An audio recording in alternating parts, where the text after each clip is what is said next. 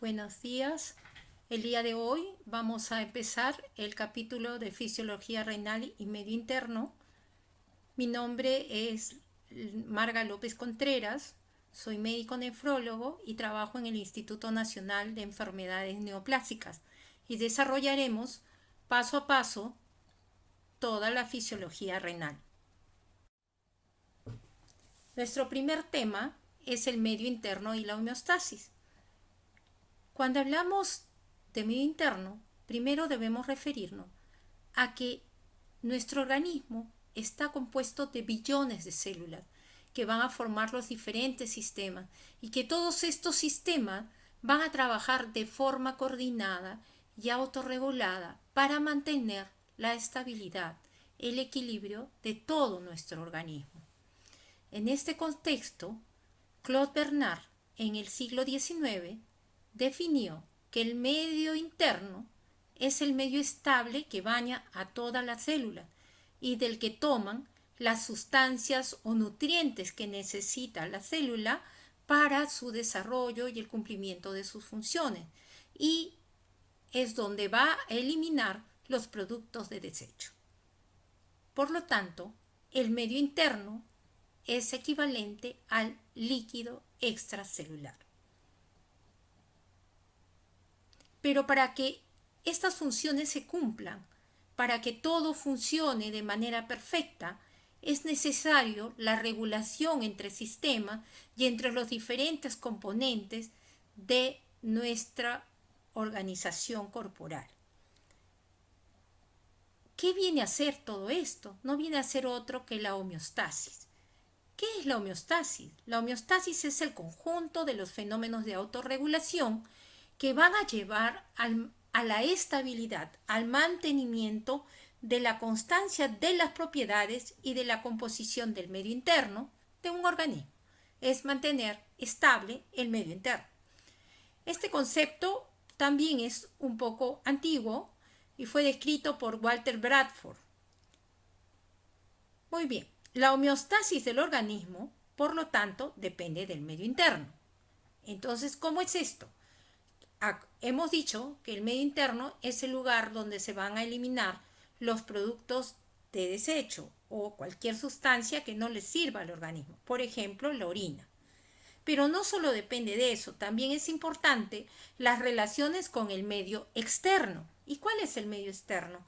La relación de todo ser vivo con el medio ambiente. En esta lámina estamos viendo una gráfica de lo que es el medio interno. Y en este caso tenemos al líquido extracelular representado aquí por el intravascular que rodea a las células. Aquí como vemos, como que rodea a las células, ¿no? Y esto de aquí es lo que va a proporcionar los nutrientes como el oxígeno a esta célula, ¿no? Y no es otro que el líquido extracelular. Por lo tanto, líquido extracelular igual que medio interno. Ese es el primer concepto que tenemos que fijar para saber de qué estamos hablando en el futuro en el desarrollo de las clases. Hemos dicho que somos mayormente agua, que nuestro organismo es una solución acuosa. Por lo tanto, es importante la homeostasis, el mantenernos en equilibrio. Les voy a graficar cómo se da en este ejemplo la estabilidad y la interrelación de los diferentes organismos, de los diferentes sistemas para mantener la homeostasis. En el ejemplo de la lámina tenemos los pulmones que van a proporcionar el oxígeno al torrente sanguíneo representado aquí por el lado arterial y el lado venoso, y que además van a llevar la irrigación al sistema gastrointestinal, que va a excretar desechos, y al sistema renal, como vemos acá, y que también va a excretar sustancias a través de la orina, y además se va a encargar de la regulación de los electrolitos. Es muy importante, como ven, son varios sistemas, pero que están interrelacionados y actuando en conjunto para mantener la homeostasis. Y como somos organismos acuosos, empezaremos hablando del agua corporal total. Debemos precisar que el agua corporal total representa el 60% del peso en el varón y el 50% del peso en la mujer. Esta diferencia es gracias a que el varón tiene más masa muscular, más células, más agua. Y nosotras las mujeres tenemos mayor porcentaje de grasa. Eso hace la diferencia. Y cuando vemos cómo se distribuye esta agua corporal en los diferentes compartimentos, tenemos que el 66.6% es el líquido intracelular y el 33.3% es el líquido extracelular. Teniendo ya esta visión, vamos a tener algunos factores que van a modificar el agua corporal total. Estos factores que modifican el agua corporal total son la edad. ¿Eso qué quiere decir? El recién nacido y los lactantes tienen mayor cantidad de agua en su composición y las personas de la tercera edad van a disminuir la cantidad de agua en base a que pierden masa muscular y grasa. Por otro lado, el sexo ya lo hemos conversado. El varón tiene más masa muscular, tiene más agua. Las mujeres tenemos más grasa, menos agua. Más o menos lo mismo juega para la composición corporal. Las personas obesas que tienen mayor cantidad de grasa tienen menos agua corporal total, a diferencia de una persona delgada. Existe otro estado fisiológico donde tenemos más agua corporal total, en el caso de las mujeres, y es el embarazo, donde aumenta el agua corporal total. Ya hemos dicho que el agua corporal total se modifica con la edad, y aquí tenemos algunos ejemplos. Si vemos a los recién nacidos, 75 a 77% es agua su constitución. En los lactantes baja a 65.5% de agua. En los escolares hasta los 6 años, 61.7% de agua. El varón adulto 60%, las mujeres 50% y los de la tercera edad o los ancianos. En el caso de la mujer disminuye a 45% y el varón al 50%.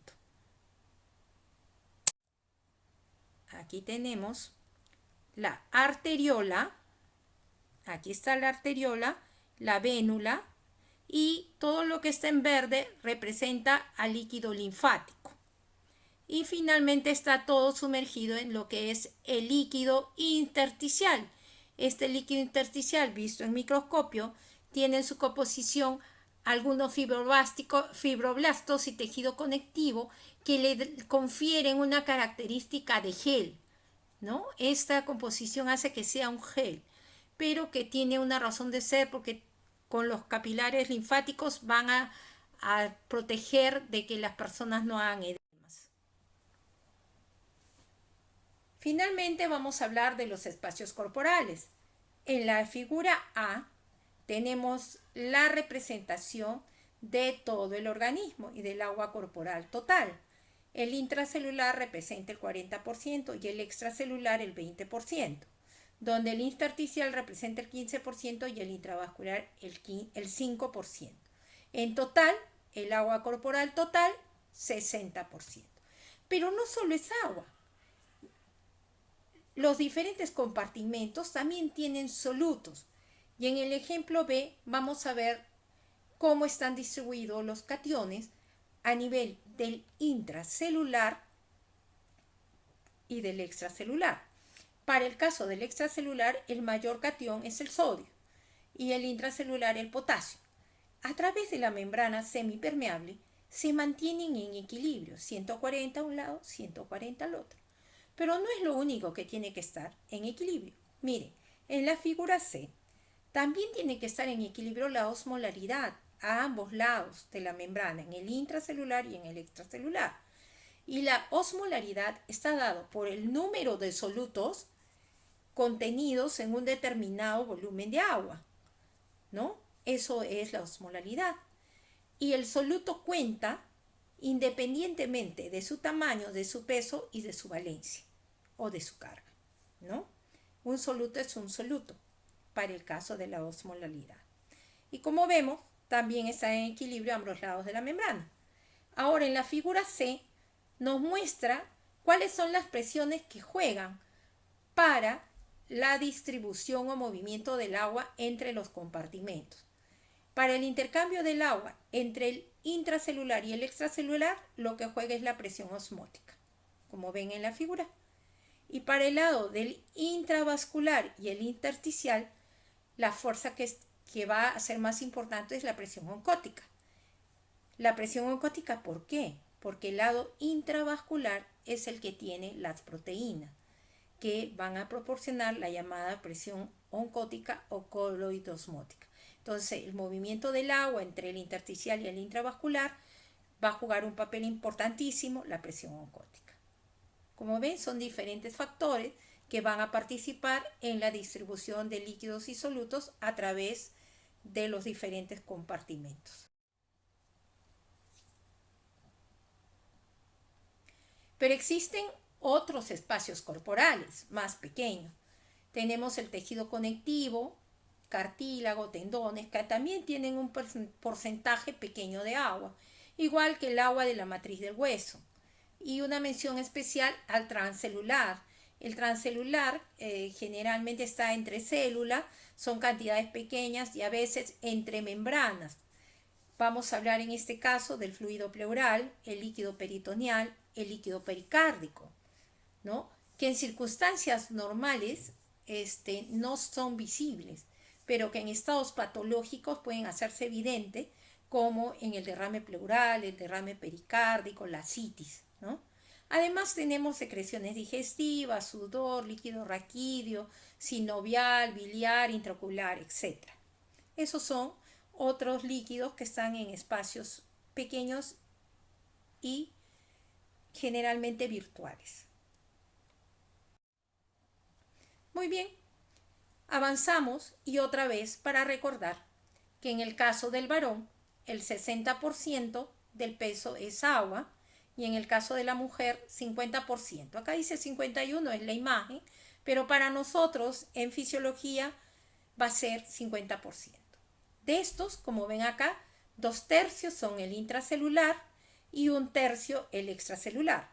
De este extracelular, el 80% es intersticial y el 20% el plasma. Y como vemos las flechitas, va a haber un movimiento de líquidos especialmente y solutos a nivel de todos los espacios que hemos mencionado, entre el intersticial y el intracelular, entre el intravascular y el intersticial, como ven acá. Vamos a verlo de manera práctica y tenemos un ejemplo de la distribución de los líquidos corporales. Esta es una persona, varón, de 70 kilos. Hemos dicho que en el varón el agua corporal total es el 60% de su peso. Entonces multiplicamos 70 por 0.6 y tenemos 42 litros del agua corporal total, de los cuales 28 litros es el agua intracelular, o sea 66.6%, y el extracelular 14 litros, 33.3%. Del extracelular tenemos que el intersticial es 11 litros y el intravascular 3 litros. Vemos cómo hemos distribuido y cómo vemos de manera práctica todos estos porcentajes que hemos señalado.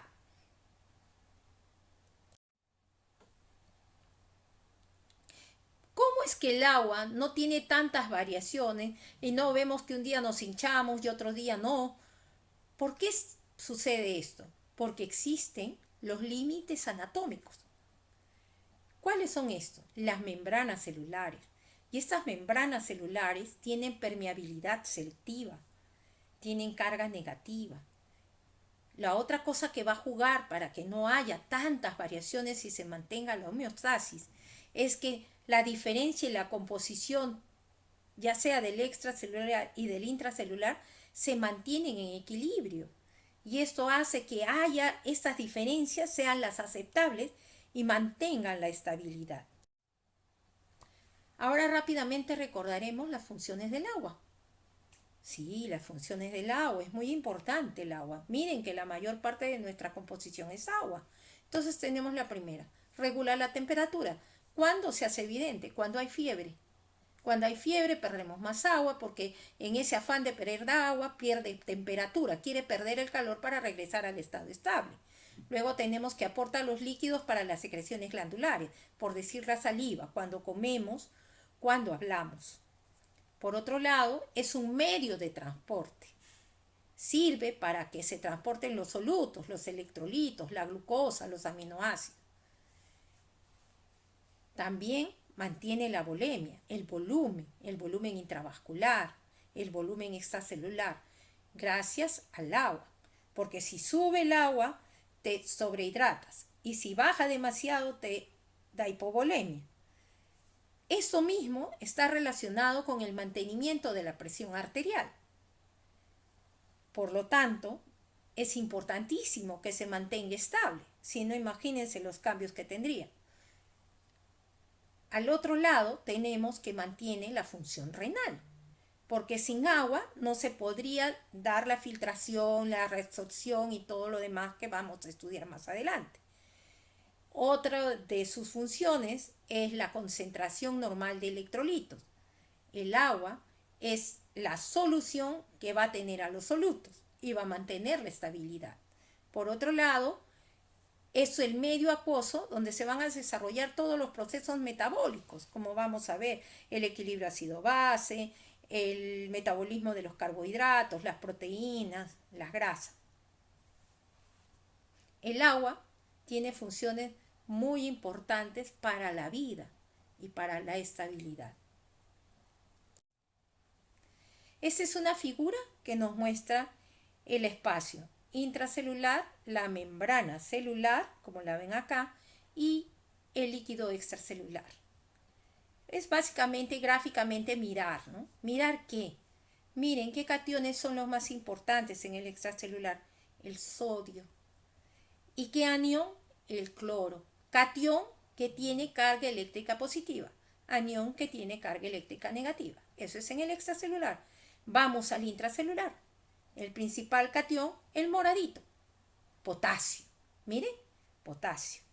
¿Y de los aniones cuál? Miren acá, fosfatos. Fosfatos y proteínas. ¿Se dan cuenta? Son diferentes ambos compartimentos, ambos espacios, pero en equilibrio. Ya hemos dicho que son diferentes sus composiciones, pero se igualan a la hora de las osmolalidades, porque no importa de qué tamaño es el soluto, qué carga tiene, se igualan.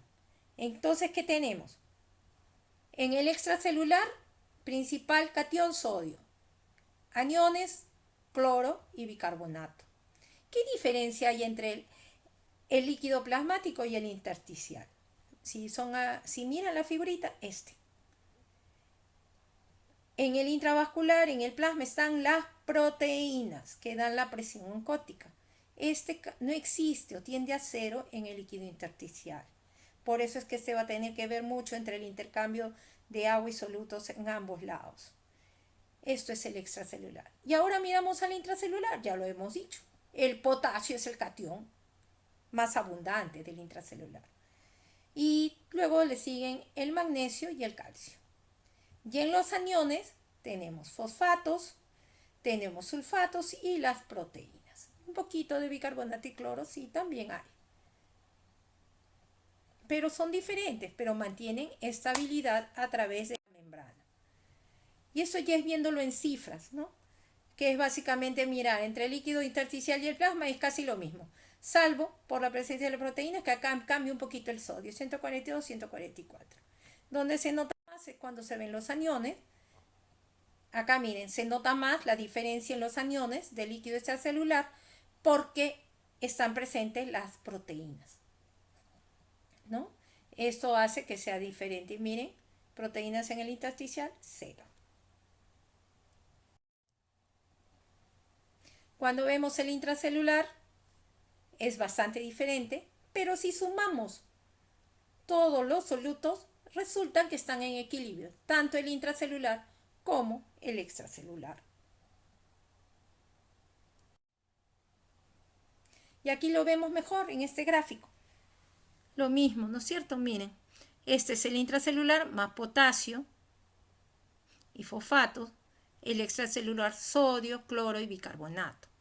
Pero no solamente eso está en ambos líquidos, también hay otros solutos que componen el organismo, ¿no?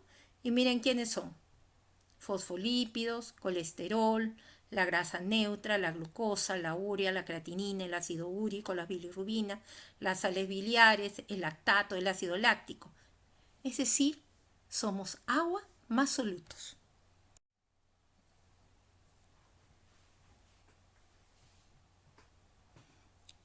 Para entender mejor la homeostasis del agua, vamos a hablar de la ingesta, absorción, distribución y excreción del agua. Y esto es más o menos cómo es este metabolismo. Miren, supongamos en nuestro ejemplo que ingresa o que ingerimos 1,5 litros de agua.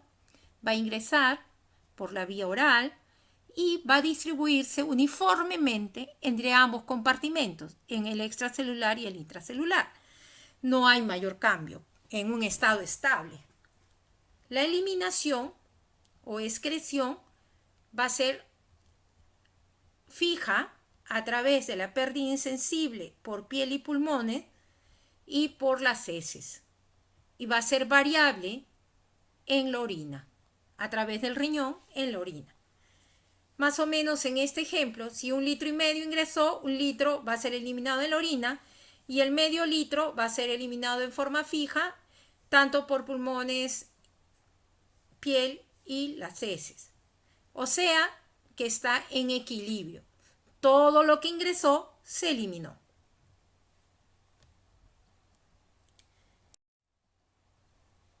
Lo vemos mejor.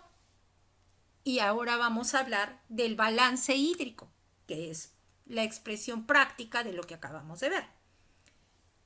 ¿Y qué vamos a tener? Para el balance hídrico tenemos que saber cuáles han sido los ingresos.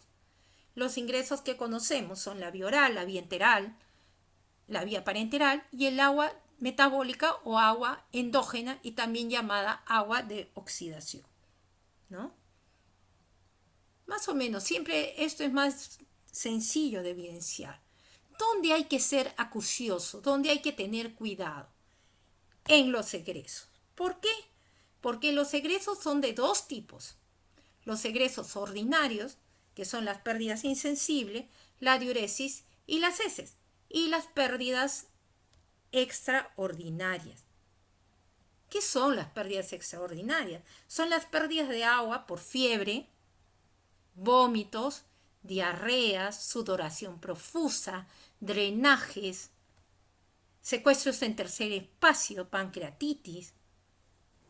Todos estos son egresos extraordinarios, sudoración por ejercicio excesivo, como vamos a ver en un ejemplo. Entonces, el conocer bien los egresos va a permitirnos manejar bien el balance, porque si yo sé cuánto pierde, yo voy a saber qué necesita mi paciente, estar en balance hídrico cercano a cero, o si necesito ponerlo en balance positivo si está deshidratado. Y cuando el balance es positivo se llama retención hídrica, y si el balance es negativo porque de repente tiene edema, va a ser una deshidratación o hipovolemia. Pero es muy importante que conozcamos los egresos y manejemos eso para lograr el balance hídrico ideal para cada paciente. Ahora veamos un ejemplo. En circunstancias normales, miren acá, los ingresos son 2.300 y los egresos son 2.300, o sea, balance hídrico cero, no hay variación. Pero ¿qué pasa si es un deportista y hace un ejercicio intenso? ¿Qué es lo que va a pasar? Miren las pérdidas por sudor. Pueden llegar a ser 5 litros. Y de pronto los egresos que en circunstancias normales eran 2.300 se vuelven 6.600. Es decir, nuestro paciente se deshidrató por tanto ejercicio. ¿Por qué están en signo de interrogación acá? Porque dependerá de cómo juegan sus mecanismos compensadores, cómo es la sed y cuánto es su cercanía para acceder al agua, para poder variar estos ingresos. Pero como ven, es más importante conocer los egresos para saber cuánto tiene que tomar para regresar al estado estable.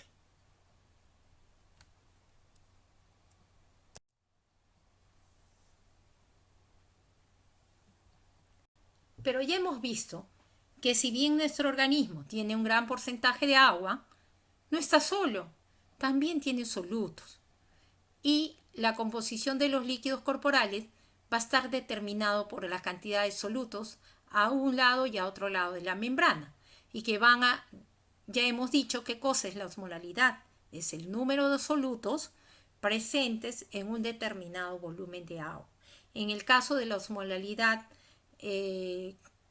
plasmática o la osmolalidad de los líquidos es de 290 miliosmoles por litro. Ya está determinado por el catión más grande que haya, ¿no? En el caso del extracelular es sodio y en el caso del intracelular es potasio. Sumados ambos dan esa osmolalidad de 290 miliosmoles por litro, ¿no? Las diferencias se van a mantener activas por las enzimas de la pared de la célula, o sea, porque no están estáticas, siempre hay un movimiento a través de la membrana permeable, pero es un movimiento estable, se está moviendo, pero hay estabilidad. No es exagerado uno o el otro se descontrola, no, no, no, no, están regulados. Y entonces esto es gracias a que la célula en su pared tiene la bomba de sodio-potasio, que extrae sodio de la célula hacia el extracelular e ingresa potasio. Como vemos acá, en el ejemplo, el movimiento entre ambos compartimentos es igual entre sodio y potasio, el tamaño de las flechas es la misma y se mantiene estable. Ahora vamos a hablar del equilibrio de Gibbs-Donan. ¿Qué es el equilibrio de Gibbs-Donan? Ya sabemos que la pared del capilar es permeable a todos los solutos, excepto a las proteínas aniónicas. ¿No es cierto? ¿Qué quiere decir? Que tienen carga negativa. Por lo tanto, el lado que tenga las proteínas se va a quedar con esos aniones. Pero como tiene que haber estabilidad, tiene que haber electroneutralidad a ambos lados de la membrana, va a ser ligeramente mayor la osmolalidad en el lado donde hay las proteínas. En este lado es el intravascular, ¿se acuerdan? El intravascular o el espacio plasmático es el que tiene proteína. Esa ventaja en la osmolalidad que tiene representa más o menos 7 a 8 miliosmoles por litro, que es el generado por el equilibrio de Gibbs-Donan, por las proteínas. Y eso va a ser importante porque también va a permitir mayor movimiento de los solutos a nivel del intersticio y del espacio intravascular. Eso es la representación como nos las han puesto en esta figura y miren, lo que permite es que hacia el otro lado de la membrana haya mayor cantidad de aniones, ¿no es cierto? Mayor cantidad de aniones. Podemos entenderlo mejor revisando este video que les dejo aquí. Esta es una dirección electrónica para que vean el video del equilibrio de Gibbs-Donan.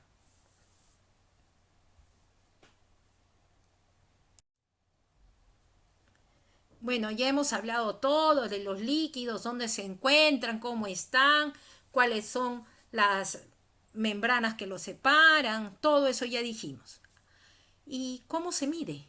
¿Podemos medirlo? Bueno, vamos a revisarlo.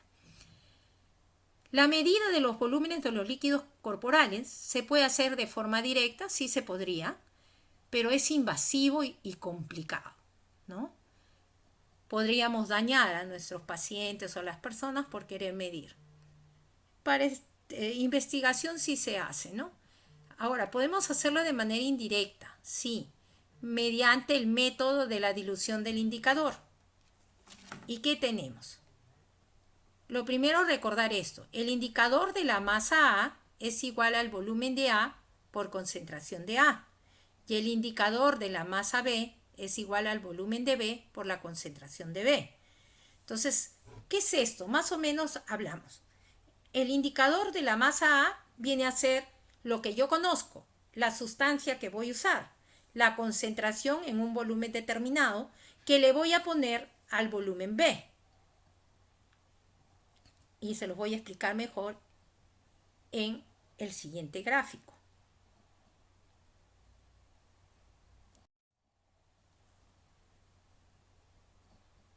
¿Qué tenemos? En la figura, la jeringa es el indicador de la masa A.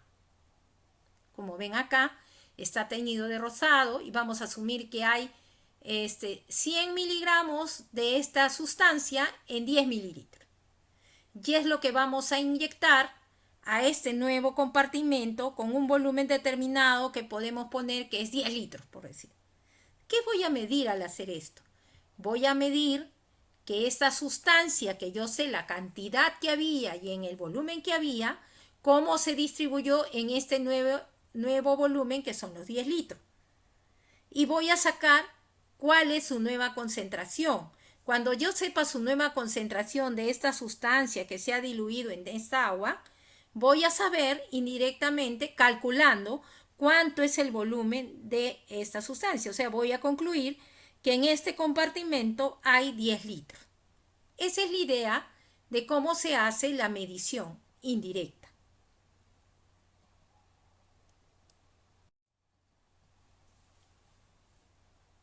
Pero no cualquier sustancia podemos usarla como indicador.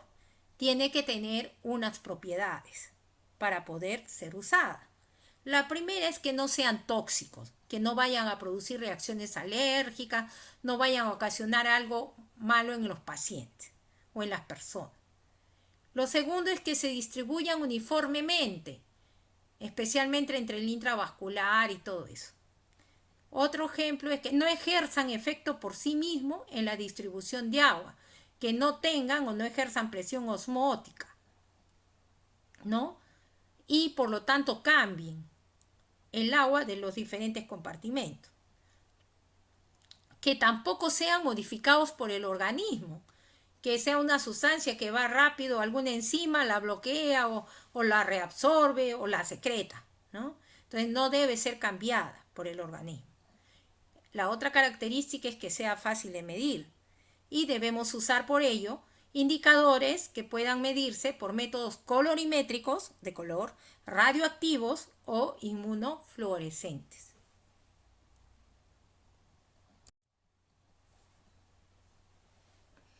En este cuadro tenemos cuáles son los indicadores para los diferentes compartimentos.